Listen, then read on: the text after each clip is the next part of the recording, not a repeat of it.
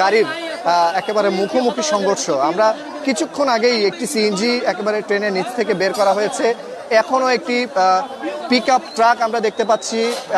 যারা প্রত্যক্ষদর্শী তারা আমাদেরকে জানিয়েছেন আরো বেশ কিছু গাড়ি ট্রেনের সাথেই একেবারে আটকে আছে। সিএনজি আছে, প্রাইভেট কার আছে, এবং প্রাইভেট কারটা আমরা এখান থেকে দেখতেও পাচ্ছি। একটু আপনাদেরকে দেখানোর চেষ্টা করি। দুমড়ে মুচড়ে একেবারে প্রাইভেট কারটি নাজেহাল অবস্থা হয়ে গেছে। মোটর সাইকেলও এই যে প্রাইভেট কার সেটাতে আছে এমনটা আমরা দেখেছি। এই ট্রেনের নিচেই আছে এমনটা আমরা দেখতে পেয়েছি। উদ্ধার তৎপরতায় সেনাবাহিনী আছে, ফায়ার সার্ভিস আছে, দুই থানা মানে বোয়ালখালী এবং চাঁদগাঁ থানার মধ্যবর্তী হওয়ায় দুই থানার পুলিশ যে সদস্য তারা আছে।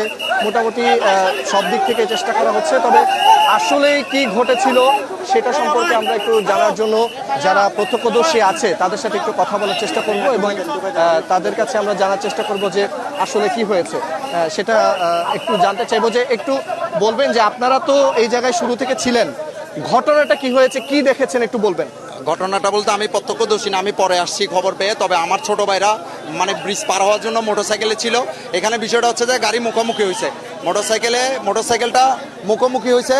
মোটরসাইকেল সহ এখানে পাঁচটা সিএনজি, একটা প্রাইভেট কার দেখতে পাচ্ছি, দুইটা মোটরসাইকেল দেখছি এবং একটা কোয়ালিটি আইসক্রিমের পিক আপ ভ্যান দেখছি আমরা। হ্যাঁ, আমি নিজ হাতে দুইটা লাশ অ্যাম্বুলেন্সে তুলে দিছি। 4 জন, হ্যাঁ, পাঁচটা সিএনজি থেকে মানে একটা সিএনজি থেকে 5 জন মানুষ অক্ষত অবস্থায় বের হয়েছে। আরেকটা সিএনজি থেকে একটা মহিলা আর 3টা শিশুকে আহত অবস্থায় আমরা অ্যাম্বুলেন্সে তুলে দিছি। হ্যাঁ, আমরা এখানে কাজ করতেছি, দেখতে পাচ্ছেন আমাদের এখানে Boalkhali red crescent, fire service সহ আমরা এনসিপির এবং আমাদের জাতীয়তাবাদী যুব দলের। আমাকে একটু বলেন যে আপনাদের এই জায়গায় যে দুর্ঘটনা এটা কিভাবে হয়েছিল বলে জানতে পেরেছেন। এটা হয়েছে বলতে আমাদের এই ট্রেনটা আসতেছে কক্সবাজার থেকে, এই ট্রেনটা আসে কক্সবাজার থেকে। এই ট্রেনটা ওখান থেকে 8টা 8:30টায় ছাড়ে এবং আমাদের গুমডন্ডি স্টেশন ক্রস করে 10টা থেকে 10টা 10-এর মধ্যে। হ্যাঁ, এখানে আস্তে আস্তে সর্বোচ্চ লাগে 10টা 25 থেকে 10:30।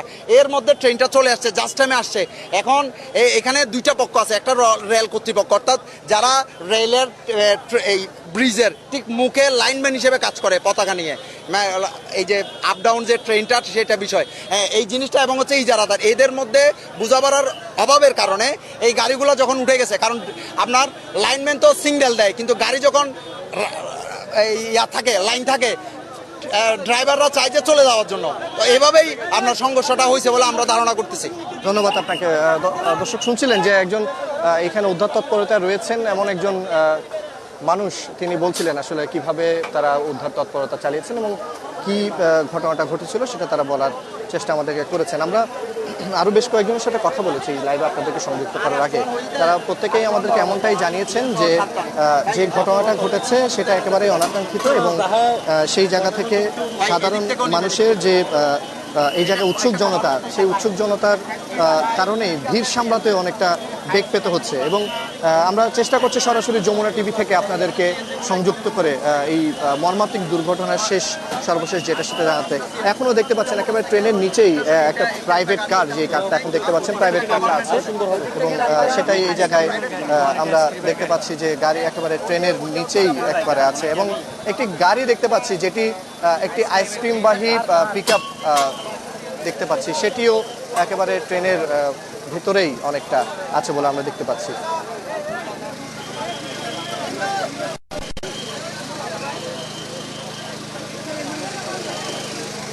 আমি আরেকজনের সাথে কথা বলার চেষ্টা করব, উদ্ধার তৎপরতায় কাজ করেছেন এমন একজনের সাথে একটু কথা বলার চেষ্টা করব। যে একটু বলবেন যে আপনারা এসে উদ্ধার করে কি পেলেন, কতজন আহত হয়েছে বা নিহত হয়েছে, কি দেখতে পেলেন? আহতর সংখ্যা বলা যাবে না, নিহত 2 জন মতো হয়েছে।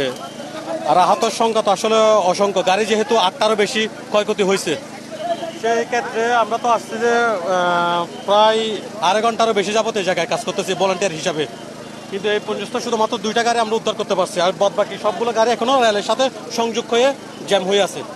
এখনো কাজ চলতেছে, বিভিন্ন গ্রুপ আপনার রেড ক্রিসেন্ট থেকে শুরু করে আপনার সেনাবাহিনী এবং সেই সাথে আমাদের ফায়ার সার্ভিস ভাইরা, পুলিশ প্রশাসন সহ অসংখ্য সরকারি টিম যারা আছে মোটামুটি সংযোগ জনমুখী, সব একসাথে মিলে যৌথ কাজ করতেছি। তারপরে এখন উদ্ধারকৃত কাজ সম্ভব হয় না, আরও সম্ভবত 2-4 ঘন্টারও বেশি সময় লাগতে পারে।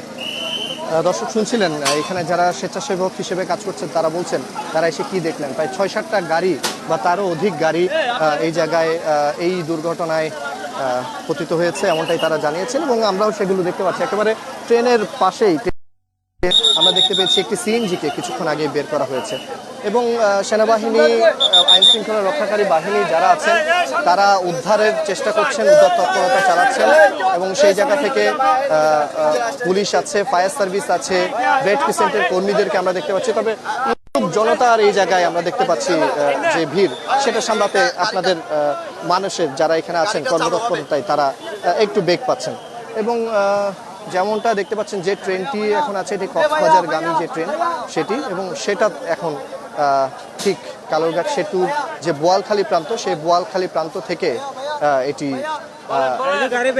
কক্সবাজারের দিকে চট্টগ্রাম রেল স্টেশনের দিকে যাওয়ার কথা, সেই অবস্থাতেই এটি এখন দুর্ঘটনায় নিমজ্জিত হয়েছে এবং বেশ কিছু মানুষ হতাহত।